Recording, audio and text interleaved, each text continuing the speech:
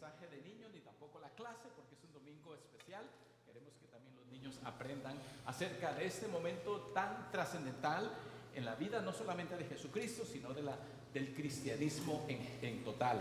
Y es específicamente lo que llamamos el Domingo de Ramos. Que la gracia, la paz y la misericordia del Señor Jesucristo sea con cada uno de ustedes ahora y siempre. Amén. Domingo de Ramos. ¿Qué significó este domingo de palmas o de ramos? No solo en la vida de Jesús, sino en la vida del cristianismo completo. Bueno, en resumidas cuentas debemos decir que es el inicio de la cuenta regresiva en la vida de Jesucristo. Eso quiere decir que es su última semana de vida. De hecho, solo le quedan 5 días de vida, porque el Viernes Santo es el día en que estará él siendo ajusticiado por las autoridades romanas.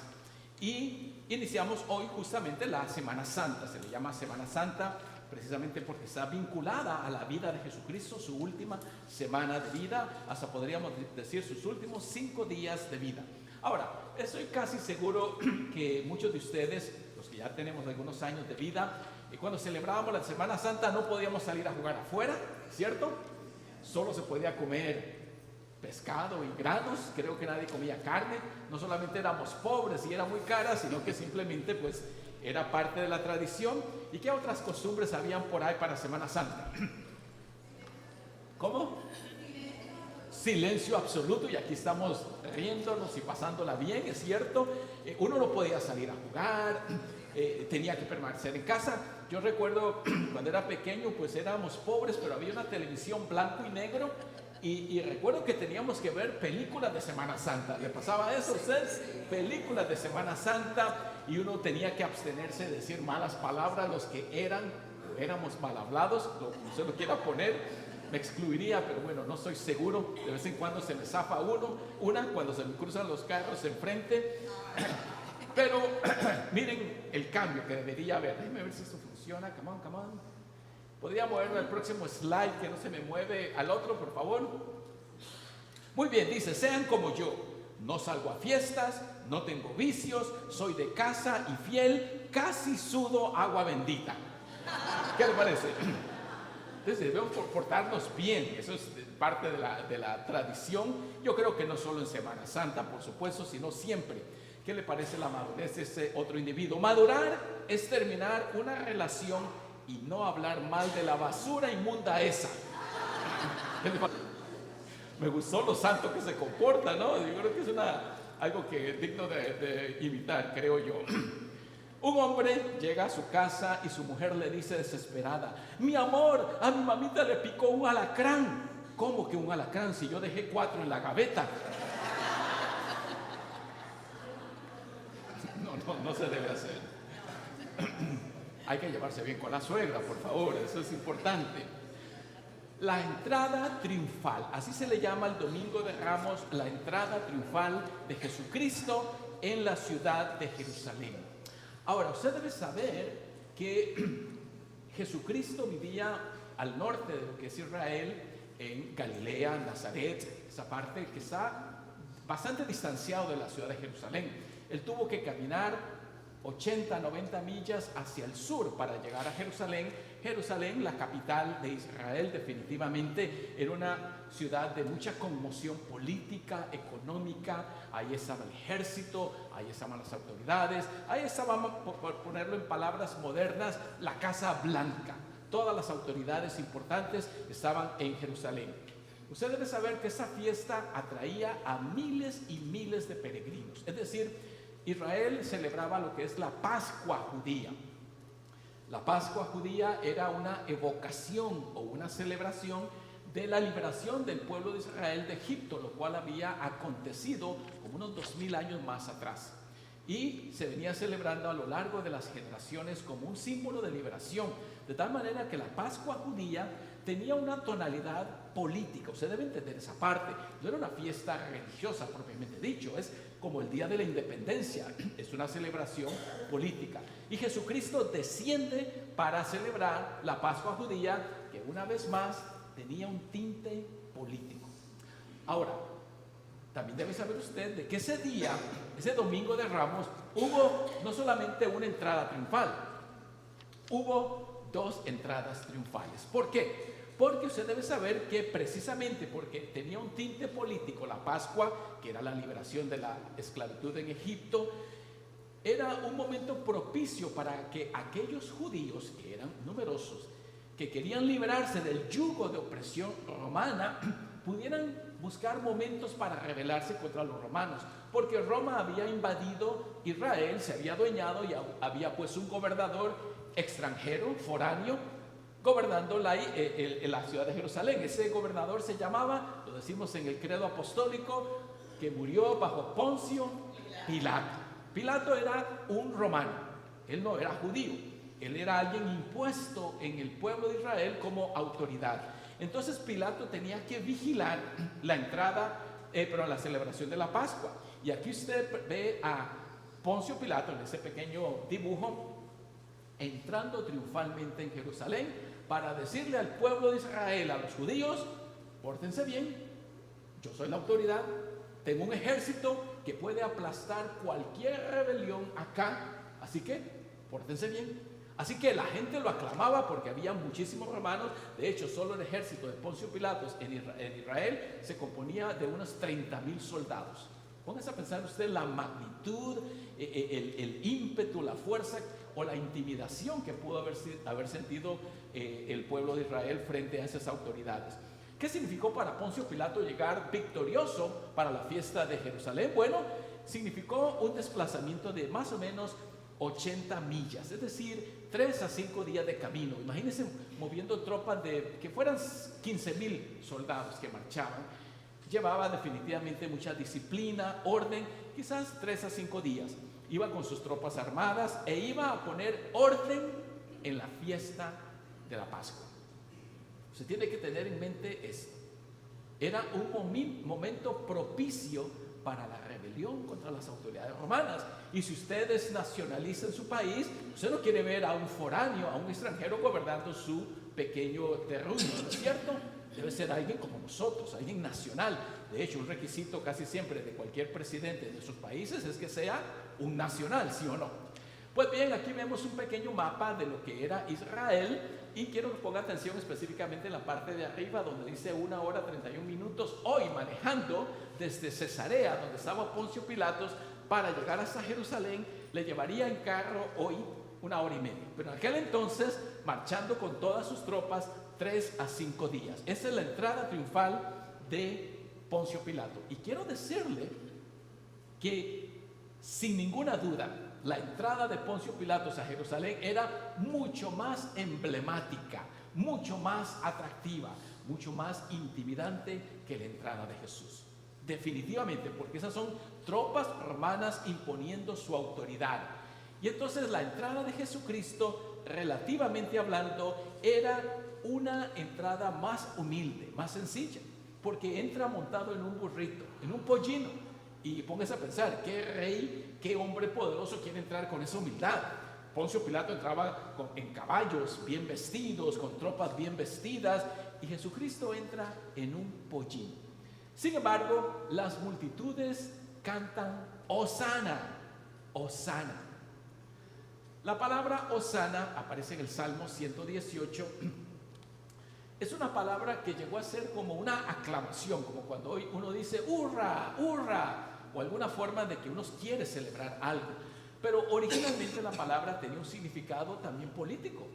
Significa sálvanos, sálvanos de la opresión, sálvanos de los romanos, sálvanos de los invasores.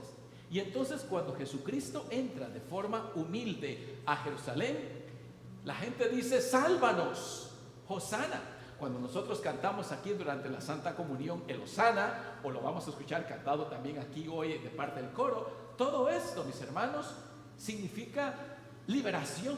No solamente libertad espiritual, claro, todos necesitamos esa libertad espiritual, el perdón de nuestros pecados, etcétera, pero también una liberación política.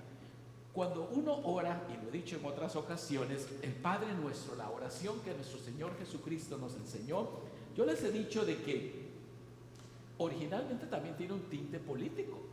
Cuando decimos, vénganos tu reino, estamos pidiendo que los reinos de este mundo los que se apoderan de nosotros y de las naciones desaparezcan y que solamente se implante el reino de Jesús. Entonces también tiene ciertas tonalidades de las que no siempre estamos completamente conscientes.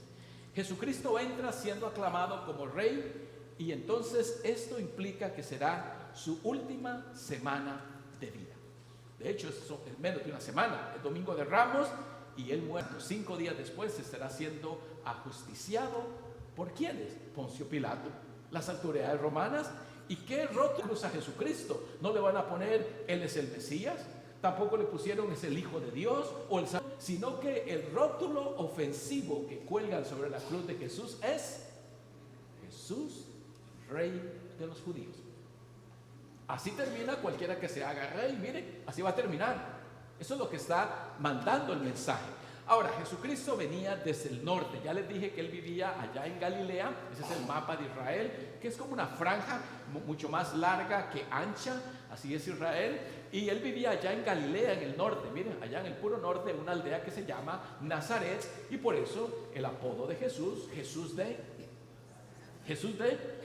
Nazaret. Era una aldea despreciada, desconocida, conocida más bien por delincuentes y gente así rara, campesina, de poco estatus social. De ahí venía Jesucristo.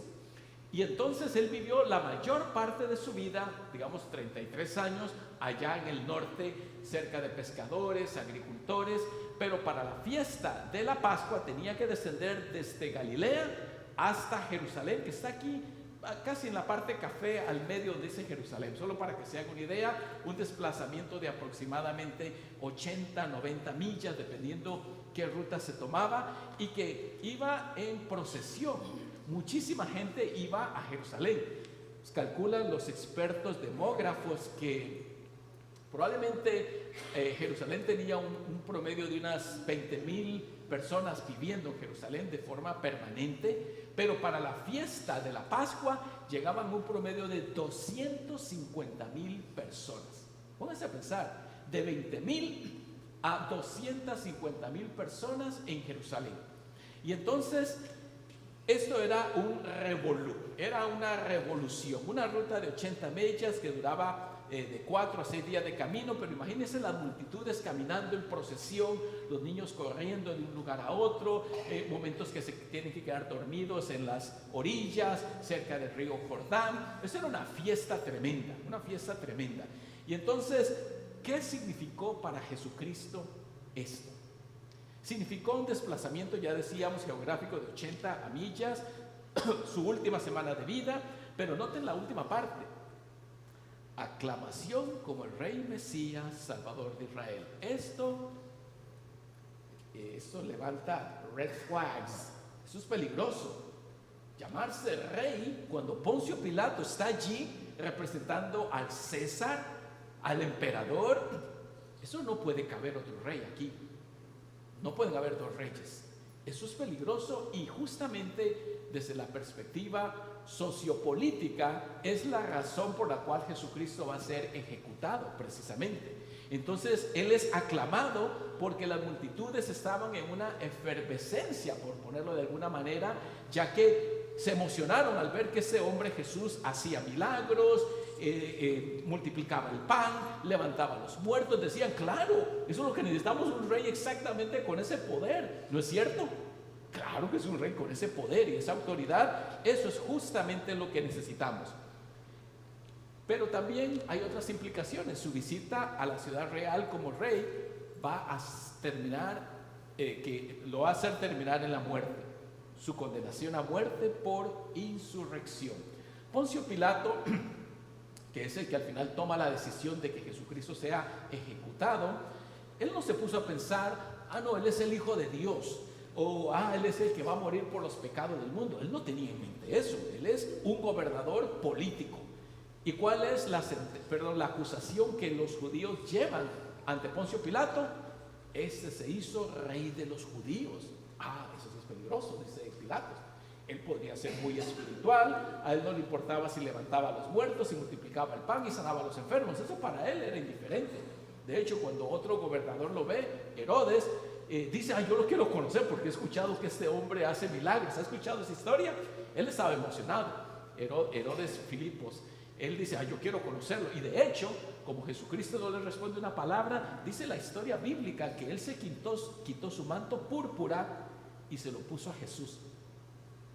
Esa es la razón por la cual usamos el color púrpura para Semana Santa, porque este gobernador Herodes se quitó su manto en forma de burla y le dijo, que tú eres rey. Bueno, aquí está el manto, te lo pongo. Y dice que le colocó el manto púrpura. Y el púrpura era símbolo en la antigüedad de realeza. Por eso Herodes lo tenía. Pero cuando se lo pone a Jesús en forma de burla, llega a representar dolor, sangre, espinas y muerte. Y por eso es que durante la Cuaresma utilizamos ese color púrpura, porque de forma burlona fue puesto sobre los hombros de Jesús. Miren lo que dice el texto bíblico. He aquí viene tu rey victorioso, humilde y montado sobre un asno. Tomaron ramos de palmas y salieron para su encuentro aclamando, Hosana, sálvanos, recuerden, tinte político, sálvanos, bendito el que viene en el nombre, el Señor Rey de Israel. Ok, rey, esas palabras resuenan en los oídos de los soldados romanos y dicen, eso no está bien. Él puede ser salvador, puede ser sanador, puede ser un gran líder espiritual, un gran maestro, pero llamarse rey, eso sí es peligroso. En Jerusalén, durante la fiesta de la Pascua judía, estando Poncio Pilatos ahí presente, por eso la gente se pregunta, ¿y quién es este? Nosotros hoy por hoy conocemos a Jesucristo, hemos leído, hemos visto películas, vamos a la iglesia y escuchamos de Él, y creo que nadie se preguntaría, ¿quién es este?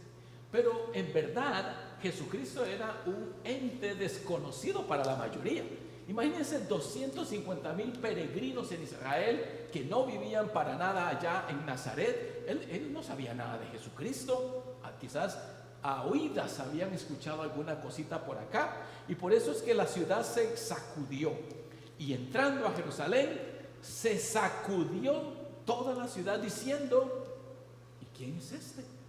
¿Quién es ese individuo?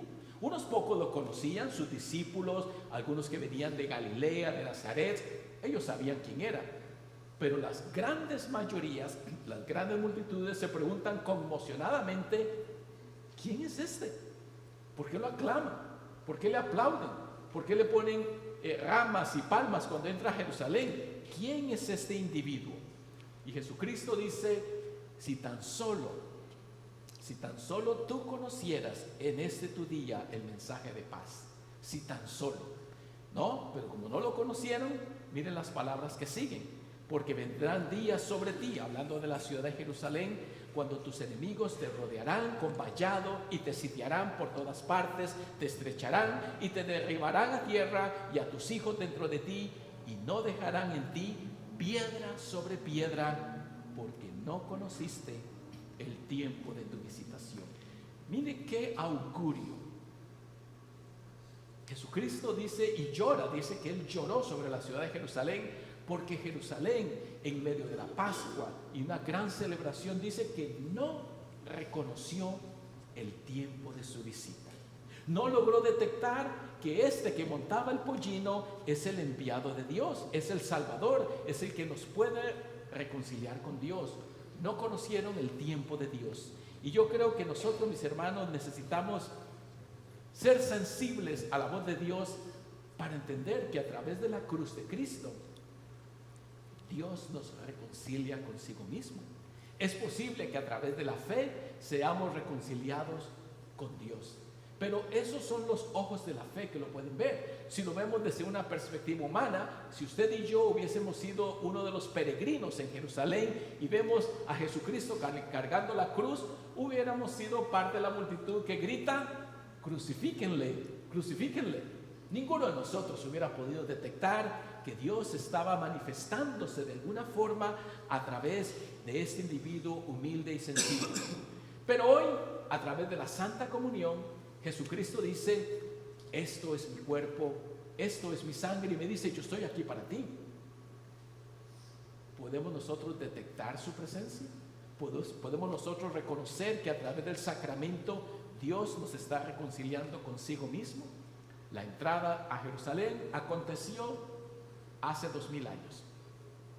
Hoy la iglesia cristiana celebra esa entrada triunfal. Y la pregunta es, Jesucristo lloró por Jerusalén y dijo, si tan solo pudieras reconocer el tiempo de tu visita. ¿Podemos nosotros reconocer el tiempo de la visita del Señor? ¿Está usted preparado?